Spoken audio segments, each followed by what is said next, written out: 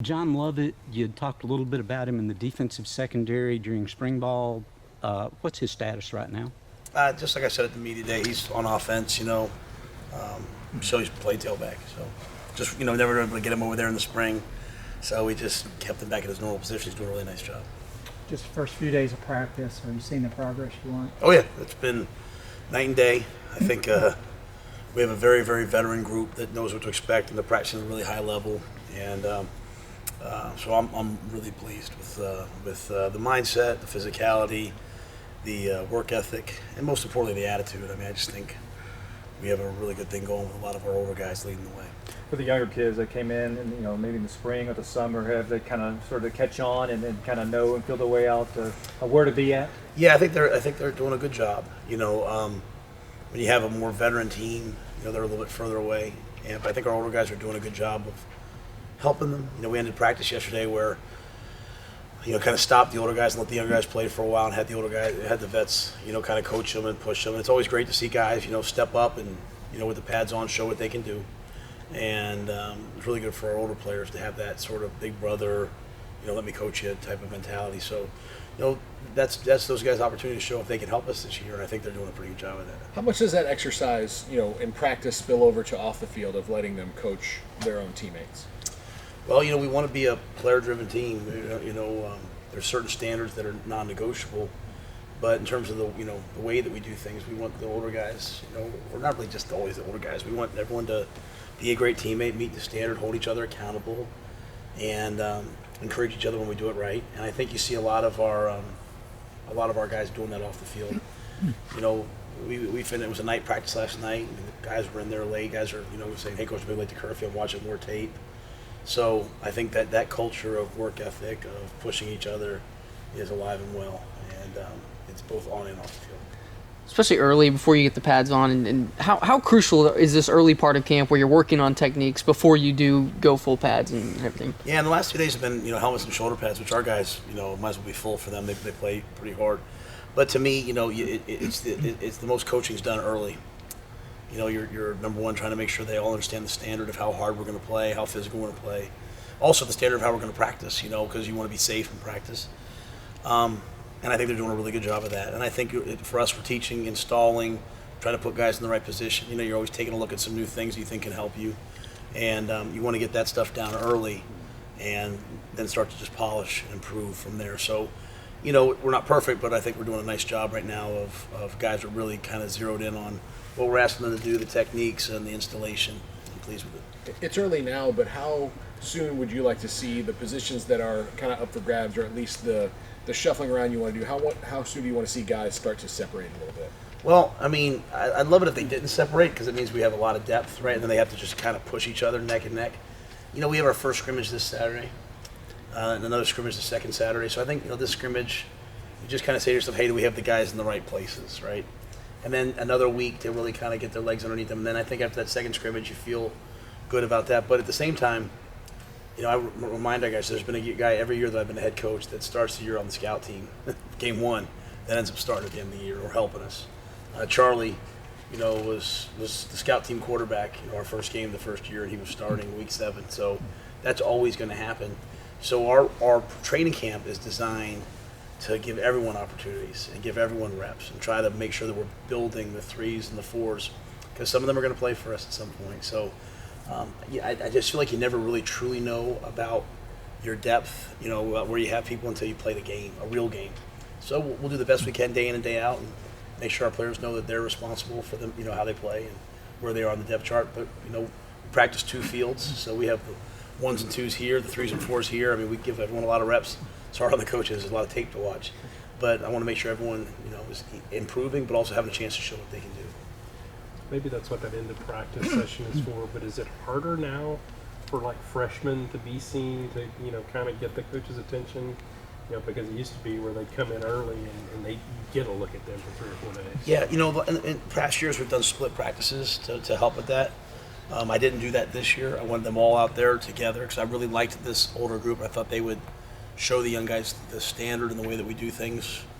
But you just find ways to do it. And the great thing is everything's videotaped. I mean, you are what you put on tape. You can say, I believe in this, I believe in that. You can say a lot of things, but when you get out there and it's hot and your pads hurt, what do you do then? And so, luckily, it's all filmed. So, we have a coaching staff that watches everything, and they work really hard. I'm really proud to be with these coaches. And there's freshmen that have flashed already that players are starting to say, oh wow, he might help us. And so, but they do that just by having a chance to play. Matt, do Bohannon and Zeno, are they getting close to being game ready, or where are they right now? It's always hard to tell early on. I'm really pleased with both of them. Mm-hmm. And I think from Gary's, where he started from till now, I mean, his pocket presence, his ability to sort of handle what he sees in front of him has just really made a big jump. The hard thing for Zeno is he's back there behind the third offensive line, which in the first week a lot of those times those were young guys and they're just trying to learn what the play is, let alone who they block and how to do it. So, but he was here this spring. We've had a chance to see him a lot. So I think as we get through the scrimmages, we'll have a much better feel for how close those guys are to being ready to go in the game. How's a guy like Khalil Keith developing right now? Yeah, Khalil's issue's always just been Khalil. His work ethic and desire to learn, and it's significantly improved. I thought he had a good summer, and I think he's got a real urgency to himself right now. So, he just has to get a lot of reps. He got him playing on the offensive line, settled in there. Tried him at nose a little bit, just trying to find something that would click for him. And but most importantly, I like the way he's working. So I think he's a guy that can help us this season if he can just stay, focused. Everyone's really focused the first 4 or 5 days. It's just day 16, day 17, then the students come back. How focused are you then? And that's not just for Khalil, that's for everybody. But he knows that's his challenge. I tell him all the time, if you'll put your heart and soul into this, you can be great at it. I can't give guys that though, right? I mean, this is my passion. It doesn't have to be theirs. But if he will put that into it, Khalil can really help this football team. How important is it for the guys to kind of embrace that mentality and that grind mentality, especially through the summer camp and early on in the season? Well, this process of becoming a good football player and becoming a good football team, it's something that everyone wants to do, but not everyone can do because it's really hard. And we just ask our guys to focus on themselves, control the things that they can control, and that at this time of year, it's just to try to get 1% better every day and not to worry about where they are on the depth chart or how many reps they got, or you can't control those things. But when you go out there, here's how hard we want to play, here's how physical we want to play, here's your job, go out, know it, do it. And, their brains have, really, as a group, they understand that now. It's really fun to see guys understand, like, I'm just going to put good things on tape. And so, but it is hard, what you need, to me, is you need guys around you that are pushing you and you're pushing them. You just need this great team chemistry. And so, are we there yet? I won't know that until really the middle of next week when it's really, they're getting a little bit tired. Like, we're going to practice today, full pads, take tomorrow off, and then hit it running again. So they've done the sprint the first 5 days. Now can they get the marathon going? And that's we'll find out. But I feel good about them and their character and their dedication to having a good team. I feel like they'll do it. Coach Nixon said that he would like to see the run game get maybe 200 yards per game. Is that a hope for you as well, or is it an expectation? It's a good question. I have to think about that for a second. I think it's kind of non-negotiable if we want to win it. Now, the other team has some say in that too, right? But I think we've always pretty much won when, not with the quarterback scrambling around, but our rest of our running game. We've been able to get 150 to 170 yards. We've won. So 200 yards is the goal. It's like everything else. So goals are great, but you know what? Everyone has goals right now. I bet you there's 10 Big 12 teams breaking it down to, hey, let's win the Big 12. So the goals really mean nothing. It really comes down to what you do to get it. And so I like our backs. I think we have good backs. Our offensive line's come a long way. Our tight ends, we need them to become difference makers for us. And we have quarterbacks who can run and help the run game. So, it's a goal. But for me, my goals, I expect my goals to happen. So I just work towards them. So I think that's a good question. I think expectation. That's the expectation. And that's tough in this league because teams like Iowa State and TCU, they've taken away the run game for a lot of people, but we're working hard to find a way to do that. Full pads tonight, does that naturally ratchet things up a little bit? You hope so. It's a real challenge to be in. It's not real conducive to football to be in summer school for 14 days like we are. But our guys are handling it with maturity. And I'm not someone that's going to let guys just get a C- in the summer because we're in football. It's just not the way I can live my life either. So, I got Taekwondo Thornton's here till midnight last night doing homework, and then he's going to come out and practice well today. But those aren't just excuses. Those aren't excuses. Those are things to motivate us and push us. So we have to really embrace the grind and embrace the adversity. So I would expect that we would come out and really be ready to go. We have all day to kind of get ourselves prepared. They're in a lot of meetings, which is hard. But I want them to, when we put the ball down and go play, I want them to enjoy that. That should be the best part of your day. As I told them, you don't have to like practice, you know what I'm saying? But you have to respect it. But I do want to have guys that love the competition part of it. So, the stretching, the conditioning, the drills, you don't have to like that. You have to respect it and understand you need it. But when we put the ball down in play, so we're going to put the ball down in play some tonight. And I expect the competitive spirit in the guys to come flying out. Because if there's one thing that we have competitive spirit. So I hope that that'll show up tonight. Is there any one specific thing you're looking for in the scrimmage on Saturday? Well, the thing I'm looking for this whole camp is just discipline. I think that we have built a brand of a team that's tough, that's hardworking, that's competitive. And I always looking for, so that's kind of our brand of how we do things. I want a team. I want a team where we have good teammates and we have good team leaders and guys respect each other and care about each other. We feel like we've come a long way in that regard. But the football has got to get right. And to me, discipline, that just simply means that you do what you say you're going to do. So our guys they're really intelligent. They know what to do. When they get into pressure situations, are they going to do it?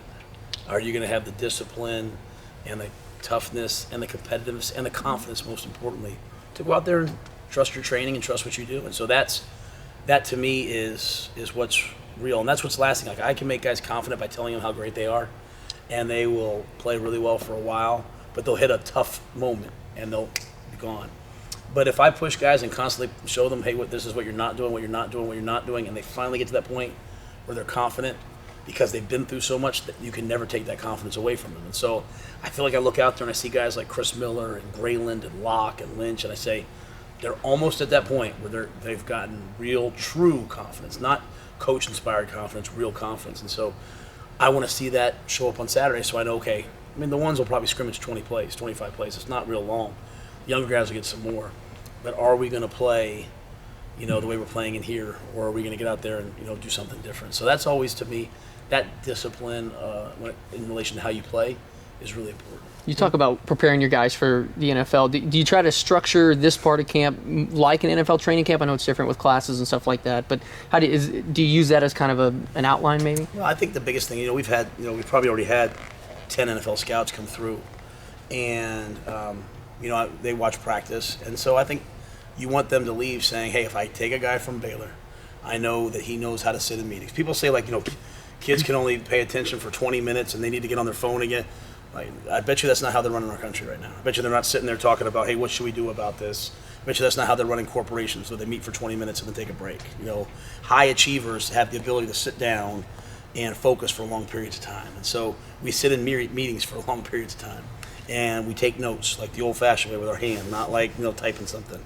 And we come out here and we practice hard. And so I think that those are the things that we want our guys to leave here with, where they know how to practice, they know how to take notes, they know how to be coached, they know how to take care of their body. If they have those things, they're pro football ready. And so we keep them in meetings a long time. We keep them here late at night. It's hard on us. It's probably harder on us as coaches than it is on them. We get them up in the morning. But, we're not like a 6 a.m. operation. We're more like what I did at the Giants. And I hope when they come out of it, this time of year, you're hoping that you build a little closer of a team. And again, if they go through our program, the level of accountability, you're hoping that when they get to the NFL, they'll stay there for a long time. When you look at your roster, what do you feel the biggest strength of this team is going into this season? I would just say veterans kind of across the board. Any place we have guys who played for 3 years, I feel really good about. At kicker, we have an inexperienced kicker. Punter, we have an inexperienced punter. Those are crucial. We have an inexperienced holder. So those areas they won't show up until they show up. You won't really notice, hey, we have young guys there, but we have good players. They have to get themselves confident by doing it over and over and over again. At tight end, Christoph played last year. Ben Sims hasn't played yet, so we're a little deep. We're a little thin at tight end. But places where we have a lot of depth, we have a lot of veterans, I should say, on the D line, at linebacker, in the secondary. like I said, I look back in the secondary, and it's Henry, it's Grayland, it's Chris, it's James. There's a bunch of guys who played a lot of football. They're battle tested. It's just more the younger guys, just trying to bring them along. Coach, Keeper's kind of the walking wounded right now. Do you have to? How do you play that out? I mean, you want to get them back out there. Say it again. Your kickers, Terms of- health-wise, are they full go? Yeah, I think they're all full go. Are they? Okay, good. Yeah, no, Connor Martin's not. Connor's Right. medically retired, but Isaac's out there punting, and Noah and Mayers and those guys are out there kicking. So Sedgwick's out there going. So we have a good group. Skylar Wetzel is here. He's a pretty good holder for us. We're just trying to develop that timing and that precision that you need on special teams. Matt, I saw you gave Taylor Young and Brian Nance bowl rings. Was that important for you to do?